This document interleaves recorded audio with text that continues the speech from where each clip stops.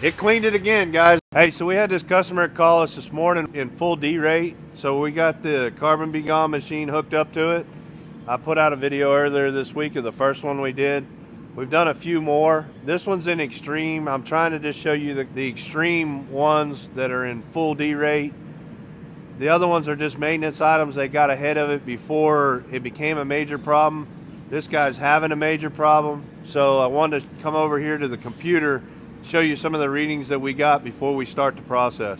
So the actual DPF zone is at zone 5 now. Simulated soot mass load. All right, so we just ran it for 15 minutes using the hydrogen machine.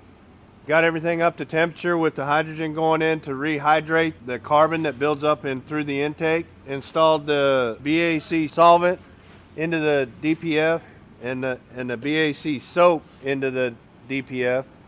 And that goes in the temp sensor right before the DOC. So it goes in while it's running to saturate that whole deal. So right now what it's doing is cleaning everything into one box.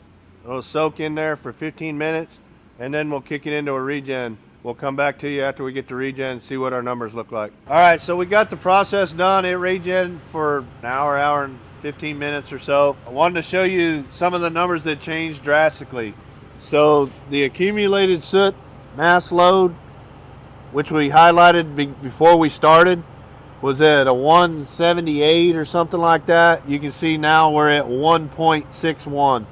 Only thing we did to it was run the Carbon Be Gone system on it. Never pulled the DPFs out, never broke clamps. This is on a one box, guys. So you got those expensive clamps that you got to replace every single time that have the gaskets built in there.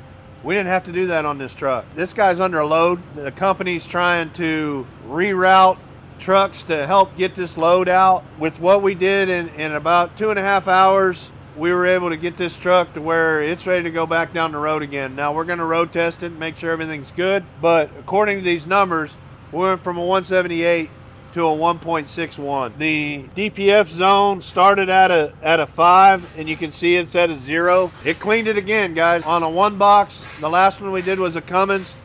So if you guys are having DPF issues, or you just want to get ahead of it and clean it, I would recommend this on an over-the-road truck to get done once a year. If it's a city truck that's not getting up to temp, probably every 6 months.